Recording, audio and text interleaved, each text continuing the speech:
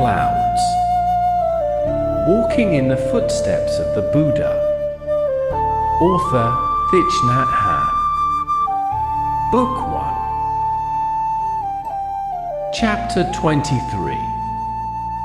Dharma Nectar. It was the Buddha's custom to rise early and to sit in meditation, and then do walking meditation among the forest trees. One morning while walking, he saw a handsome, elegantly dressed man in his late 20s, half hidden in the morning mist. The Buddha sat on a large rock, and when the man approached quite close to the rock, still unaware of the Buddha, he mumbled, "Disgusting. Repulsive." The Buddha spoke up, "There is nothing disgusting. There is nothing repulsive." The man stopped in his tracks. The Buddha's voice was clear and soothing, and the man looked up to see the Buddha sitting there, relaxed and serene. The young man removed his sandals and bowed deeply before the Buddha. Then he sat on a nearby rock. The Buddha asked, "What is so disgusting? What is so repulsive?"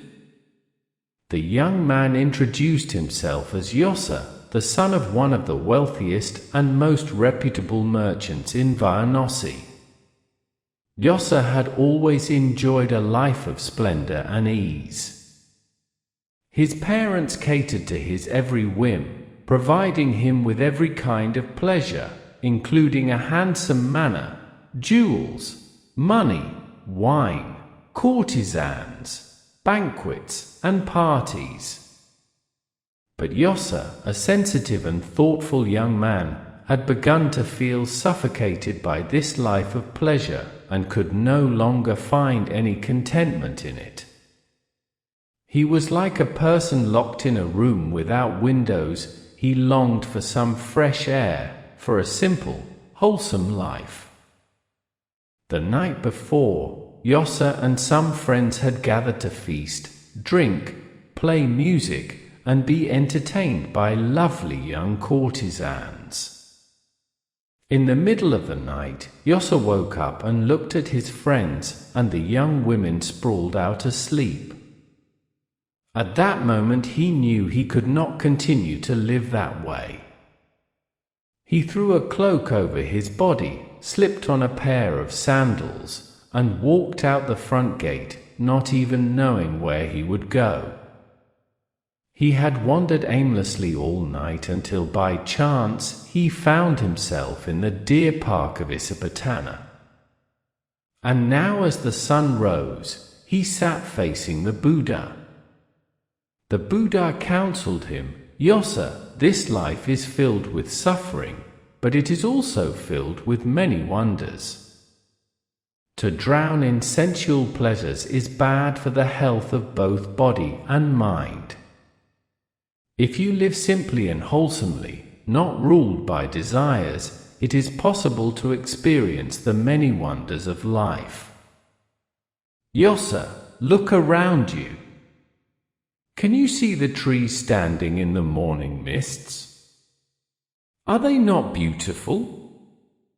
The moon, the stars, the rivers, the mountains, the sunlight, the songs of birds, and the sounds of bubbling springs are all manifestations of a universe which can provide us with endless happiness.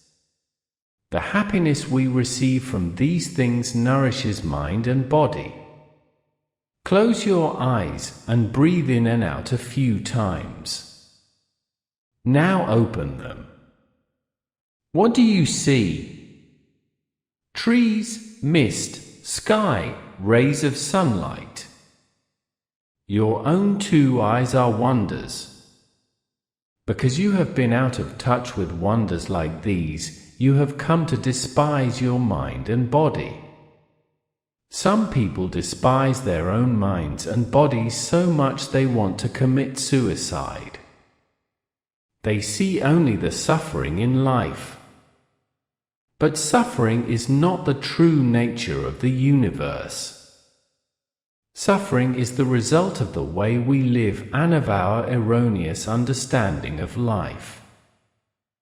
The Buddha's words touched Yossa like fresh drops of cool dew to soothe his parched heart.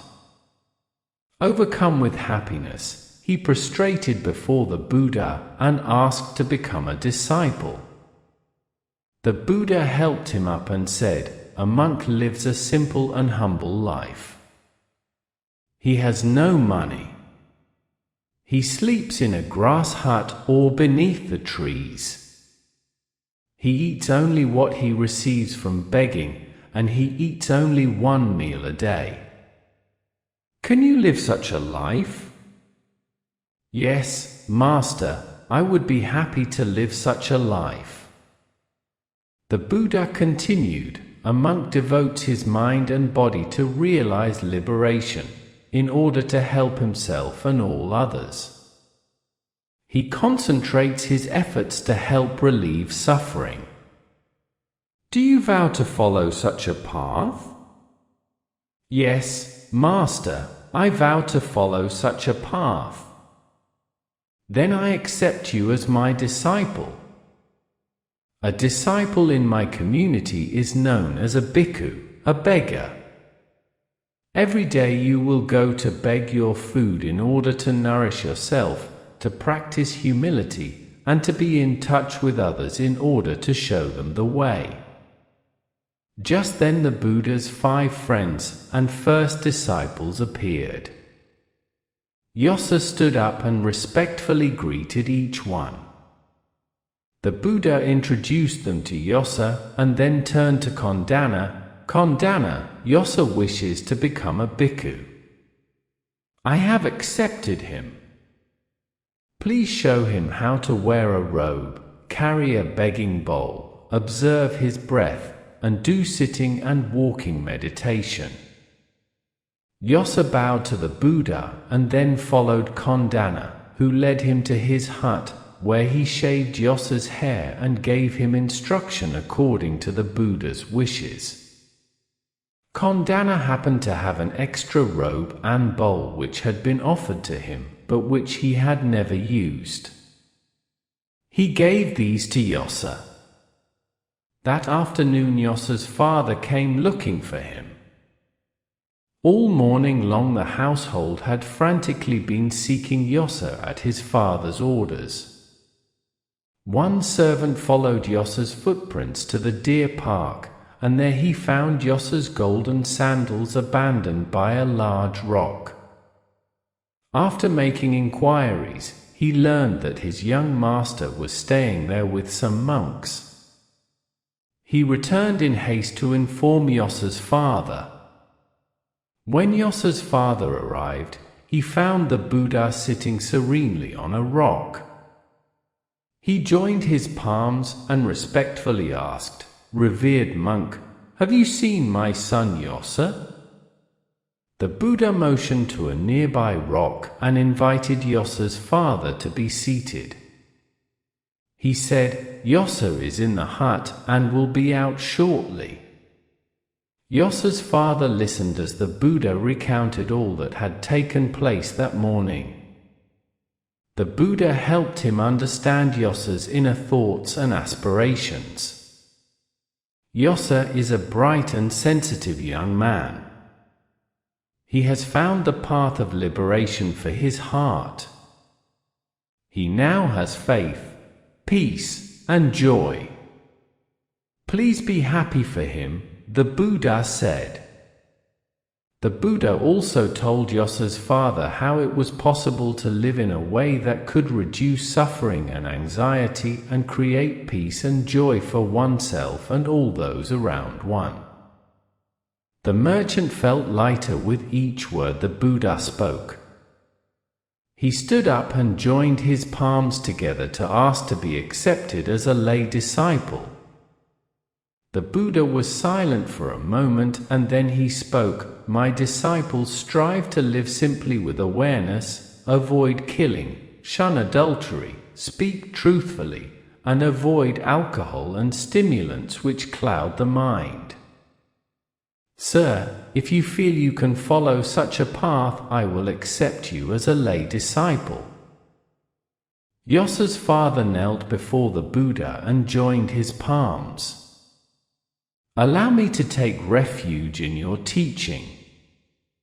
Please show me the way in this life. I vow to remain faithful to your teaching all my days. The Buddha helped the merchant back to his feet. Yosa joined them. He was clad in a bhikkhu's robe and his head was shaven. The new bhikkhu smiled with rare joy. He joined his palms to make a lotus bud and then bowed to his father. Yosa looked radiant. His father had never seen him so happy. Yosa's father bowed to his son and said, "Your mother is at home, and she is very worried about you." Yosa answered, "I will visit her to relieve her worries. But I have taken vows to follow the Buddha and to live a life of service to all beings." Yosa's father turned to the Buddha, "Please, Master, allow me to invite you and your bhikkhus to have a meal at my house tomorrow. We would be deeply honored if you would come instruct us on the path of awakening." The Buddha turned and looked at Yosa. The new bhikkhu's eyes sparkled. Then the Buddha nodded his acceptance.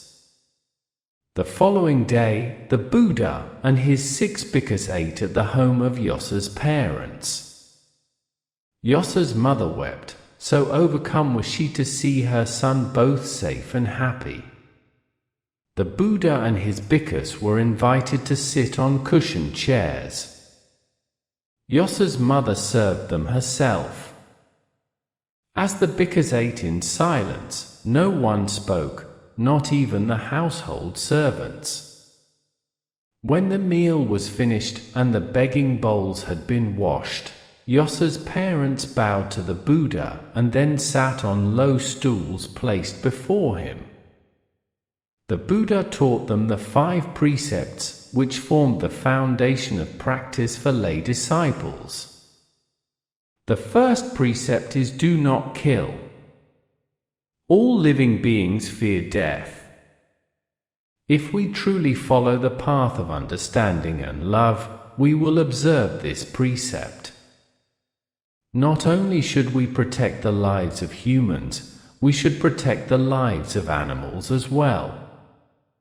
Observing this precept nourishes compassion and wisdom. The second precept is "Do not steal." We do not have the right to steal the property of others, nor to gain wealth by taking advantage of the labor of others. We must find ways to help others support themselves. The third precept is "Do not engage in sexual misconduct." Do not violate the rights and commitments of others. Always remain faithful to your spouse. The fourth precept is "Do not say untruthful things." Do not utter words that distort the truth or cause discord and hatred. Do not spread news that you do not know to be certain. The fifth precept is "Do not use alcohol or any other stimulants." If you live by the spirit of the 5 precepts, you will avoid suffering and discord for yourself, your family, and your friends. You will find your happiness in life multiplied many times over. As Yosa's mother listened to the Buddha, she felt as though a gate of happiness had just opened in her heart. She was happy to know that her husband had already been accepted as a lay disciple by the Buddha. She knelt before the Buddha and joined her palms. She, too, was accepted as a lay disciple. The Buddha and his 6 bhikkhus returned to Isipatana.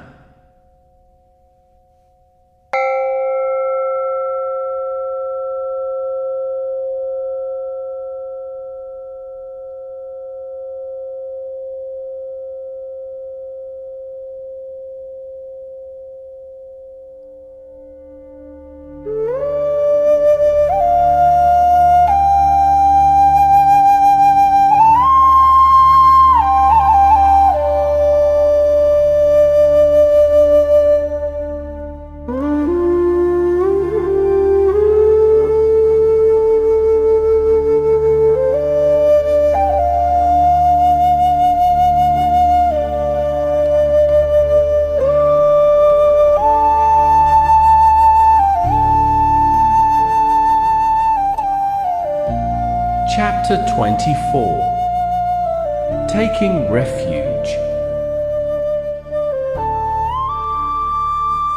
News of Yasa becoming a bhikkhu spread quickly among his friends. His closest companions, Vimala, Subahu, Panaji, and Gavampati, decided to visit him at Isipatana. On the way there, Subahu said, if Yasa has decided to become a monk, his master must really be extraordinary and the path he teaches most lofty. Yasa is very discriminating. Vimala retorted, don't be so certain. Perhaps he became a monk on a whim, and it won't last long. After 6 months or a year, he may very well abandon such a life. Gavampati disagreed. You're not taking Yasa seriously enough. I have always found him to be quite serious, and I'm sure he wouldn't do anything like this without sincerely intending it. When they found Yasa at the deer park, he introduced them to the Buddha. Teacher, these 4 friends of mine are all fine persons. Please have compassion and open their eyes to the path of liberation. The Buddha sat down to talk with the 4 young men. At first Vimala was the most skeptical, but the more he heard, the more impressed he became.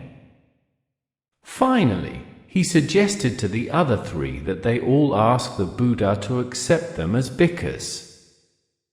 The 4 young men knelt before the Buddha. Recognizing their sincerity, the Buddha accepted them on the spot. He asked Kondana to give them basic instruction. Yasa had several hundred other friends who soon heard how Yasa and his 4 closest companions had all become bhikkhus.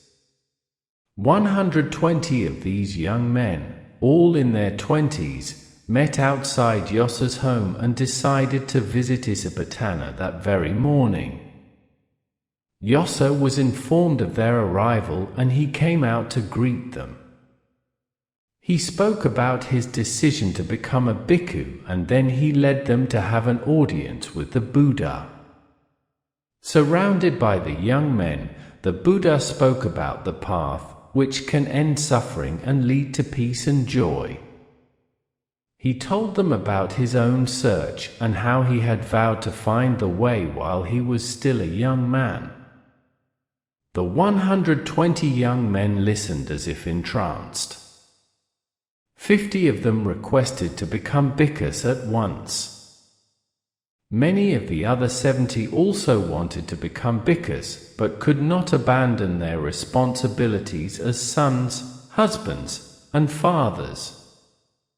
Yasa asked the Buddha to accept his 50 friends, and the Buddha agreed. Overjoyed, Yasa said, with your permission, tomorrow I will pass by my parents' home when I am out begging. I can ask them if they might like to offer robes and bowls to these new bhikkhus. The Buddha now had 60 bhikkhus living with him at the deer park. He remained there for 3 additional months in order to guide the community. During that time, several hundred men and women were accepted by the Buddha as lay disciples. The Buddha taught the bhikkhus how to practice observing their body, feelings, perceptions, mental formations, and consciousness. He taught them about the interdependent nature of all things and explained that meditating on interdependence was very important. He explained that all things depend on each other for their arising, development, and decline. Without dependent co-arising, nothing could exist. Within one thing existed all things. The meditation on dependent co-arising, he said, is a gate which leads to liberation from birth and death. It has the power to break through fixed and narrow views, such as the belief that the universe has been created either by some god or from some element such as earth, water, fire, or air. The Buddha understood his responsibility as a teacher. He cared for and guided the 60 bhikkhus like a loving elder brother. He also shared a lot of responsibility with his first 5 disciples. Kondana guided 20 young men, while Buddha, Vapa, Mahanama, and Assaji each helped guide 10 young men. All the bhikkhus made great progress along the path. When the Buddha saw this, he called the community together and said, "Bhikkhus, please listen. We are totally free, not bound by anything. You understand the path now. Proceed with confidence and you will make great strides. You can leave Isipatana whenever you like. Walk as free persons and share the way of awakening with others. Please sow the seeds of liberation and enlightenment to bring peace and joy to others. Teach the path of liberation which is beautiful from beginning to end, in form and content. Countless others will benefit from your work of spreading the Dharma. As for me, I will leave soon. I plan to head east. I want to visit the Bodhi tree and the children in Uravela village. Afterwards I will go to visit a special friend in Rajagaha." After listening to the Buddha's words, a large number of bhikkhus, clad in brick-colored robes and carrying just their begging bowls, left to go spread the teaching. Only 20 bhikkhus remained in Isipatana. Before long, many people in the kingdoms of Kosi and Magadha heard about the Buddha and his disciples. They knew that a prince of the Sakya clan had attained liberation and was teaching his path in Isipatana, near the city of Varanasi. Many monks, who up to then had not yet attained the fruits of liberation, felt greatly encouraged, and they came from all directions to Isipatana. After hearing the Buddha speak, most took vows to become bhikkhus. The bhikkhus who had left Isipatana to spread the teaching brought back many more young men who also wished to become monks. The number of disciples soon swelled. One day the Buddha gathered the Sangha in the deer park and said, "Bhikkhus, it is no longer necessary for me personally to ordain every new bhikkhu or for everyone who wishes to be ordained to come to Isipatana. Those who wish to receive ordination should be able to do so in their own villages, in the presence of their friends and families. And, like you, I too would like to be free to remain here and to travel from here. Henceforth, when you meet a sincere and aspiring new bhikkhu, you may ordain him wherever you may be." Kondana stood up and joined his palms. "Master, please show us the way to organize a ceremony of ordination. Then we can do it by ourselves in the future." The Buddha answered, "Please do as I have done in the past." Assaji stood up and said, "Master, your presence is so formidable, you do not need to perform a formal ceremony. But for the rest of us, a formal procedure is needed. Brother Kondana, perhaps you can suggest a form. The Buddha is here with us, and he can add to your suggestions." Kondana was silent for a moment. Then he spoke, "Respected Buddha, I think the first step should be to have the aspiring bhikkhu allow his hair and beard to be shaved. Then he can be instructed in the manner of wearing the robe. After he has put on his robe, he can expose his right shoulder in the customary manner, and kneel before the monk giving the ordination. It is proper to kneel as the monk giving the ordination is serving as the representative of the Buddha. The one being ordained can hold his palms together like a lotus bud and recite 3 times, "I take refuge in the Buddha, the one who shows me the way in this life. I take refuge in the Dharma, the way of understanding and love. I take refuge in the Sangha, the community that lives in harmony and awareness." After repeating these refuges, he will be considered a bhikkhu in the community of the Buddha. But this is only my poor suggestion. Please, teacher, correct it. The Buddha answered, "It is most fine, brother Kondana." Reciting the 3 refuges 3 times while kneeling before an already ordained bhikkhu shall be sufficient to become an ordained bhikkhu. The community was happy with this decision. A few days later, the Buddha put on his robe, lifted his bowl, and left Isipatana on his own. It was an especially beautiful morning. He headed towards the Ganga River to return to Magadha.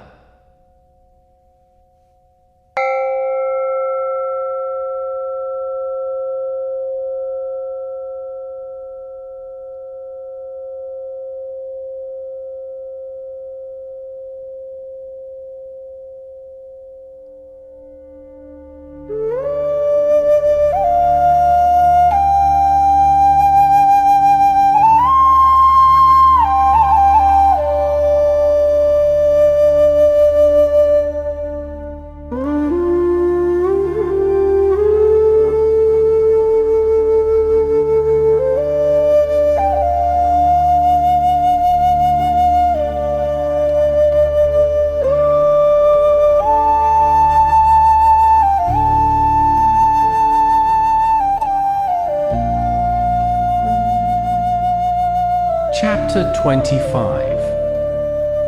Music's Lofty Peaks. The Buddha had traveled the road from Varanasi to Rajagaha before. He walked slowly and enjoyed the surrounding forests and rice fields. Towards noon, he stopped to beg in a small hamlet by the roadside. He then entered the forest to eat quietly, and then did walking meditation right there. When he was finished, he sat beneath a shady tree to meditate. He enjoyed being alone in the forest. After he had meditated for some hours, a group of well-dressed young men passed by, obviously agitated over something. Several of them clutched musical instruments. The young man at the head of their party bowed his head to greet the Buddha and then asked, "Monk, did you see a girl run by here?" The Buddha asked, "Why do you wish to find her?" The young man recounted their story from the beginning. They were from the city of Varanasi and had entered the forest that morning on a pleasure outing, bringing with them their musical instruments and a young woman to entertain them. When they had finished singing, dancing, and feasting, they stretched out on the forest floor to take a nap. But when they awoke, they discovered that the young girl had stolen their jewelry and disappeared. They had been chasing after her ever since. The Buddha looked calmly at the young men and asked, "Tell me, friends, is it better in this moment to find the young woman or to find your own selves?" The young men were startled. The Buddha's radiant appearance and his unusual question brought them back to themselves. The first young man answered, "Respected teacher, perhaps we should try to find ourselves first." The Buddha said, "Life can be found only in the present moment, but our minds rarely dwell in the present moment. Instead, we chase after the past or long for the future. We think we are being ourselves, but in fact we almost never are in real contact with ourselves. Our minds are too busy chasing after yesterday's memories or tomorrow's dreams. The only way to be in touch with life is to return to the present moment. Once you know how to return to the present moment, you will become awakened, and at that moment, you will find your true self. Look at these tender leaves caressed by the sunlight. Have you ever really looked at the green of the leaves with a serene and awakened heart? This shade of green is one of the wonders of life. If you have never really looked at it, please do so now. The young men grew very quiet. With their eyes following the Buddha's pointing finger, each of them looked at the green leaves gently swaying in the afternoon breeze. A moment later, the Buddha turned to the youth sitting on his right and said, "I see you have a flute. Please play something for us." The youth felt shy, but he lifted his flute to his lips and began to play. Everyone listened attentively. The flute sound was like the lamenting cry of a disappointed lover. The Buddha's eyes did not waver from the young man playing the flute. When he finished his song, sadness seemed to veil the afternoon forest. Still no one spoke, until suddenly the young man held out his flute to the Buddha and said, "Respected monk, please play for us." The Buddha smiled, as several of the young men burst out laughing, taking their friend for a real fool. Who ever heard of a monk playing the flute? But to their surprise, the Buddha took the flute in his hands. The young men all turned their eyes to the Buddha, unable to mask their curiosity. The Buddha took several deep breaths, and then raised the flute to his lips. The image of a young man playing the flute long ago in the royal gardens of Kapilavatthu arose in the Buddha's mind. It was a full moon night. He could see Mahapajapati sitting on a stone bench quietly listening. And there was Yasodhara with her freshly lit incense holder of fragrant sandalwood. The Buddha began to play the flute.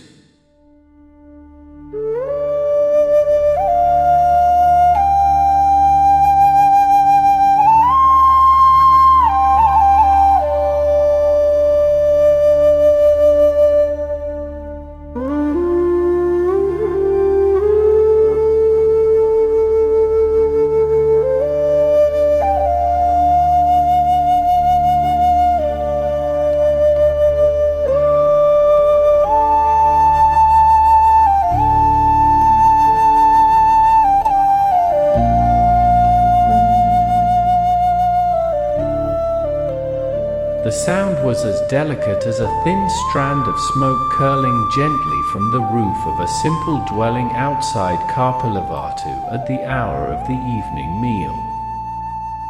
Slowly the thin strand expanded across space like a gathering of clouds, which in turn transformed into 1,000-petaled lotus, each petal a different shimmering color. It seemed that one flutist suddenly had become 10,000 flutists, and all the wonders of the universe had been transformed into sounds of 1,000 colors and forms, sounds as light as a breeze and quick as the pattering of rain, clear as a crane flying overhead, intimate as a lullaby, bright as a shining jewel, and subtle as the smile of one who has transcended all thoughts of gain and loss. The birds of the forest stopped singing in order to listen to this sublime music, and even the breezes ceased rustling the leaves. The forest was enveloped in an atmosphere of total peace, serenity, and wonder. The young men sitting around the Buddha felt completely refreshed, and they now dwelled completely in the present moment, in touch with all the wonders of the trees, the Buddha, the flute, and each other's friendship. Even after the Buddha put the flute down, they could still hear the music. Not one of the young men thought about the young woman or the jewels she had stolen. No one spoke for a long while. Then the young man to whom the flute belonged asked the Buddha, "Master, you play so wonderfully. I've never heard anyone who could play so well. Who did you study with? Would you accept me as your student so that I could learn flute from you?" The Buddha smiled and he said, "I learned to play the flute when I was a boy, but I have not played in nearly 7 years. My sound, however, is better than it was before." "How can that be, Master? How can your playing have improved if you have not practiced in 7 years? Playing the flute does not depend solely on practicing the flute. I now play better than in the past because I have found my true self. You cannot reach lofty heights in art if you do not first discover the unsurpassable beauty in your own heart. If you would like to play the flute truly well, you must find your true self on the path of awakening." The Buddha explained the path of liberation, the 4 noble truths, and the noble eightfold path. The young men listened intently, and when the Buddha was finished speaking, every one of them knelt down and asked to be accepted as a disciple. The Buddha ordained them all. He then instructed them to make their way to Isipatana and introduce themselves to the Bhikkhu Kondana, who would give them guidance in the practice of the way. The Buddha told them he would see them again before long. That night the Buddha slept alone in the forest. The next morning he crossed the Ganga and headed east. He wanted to visit the children of Uruvela before making his way to Rajagaha to see King Bimbisara.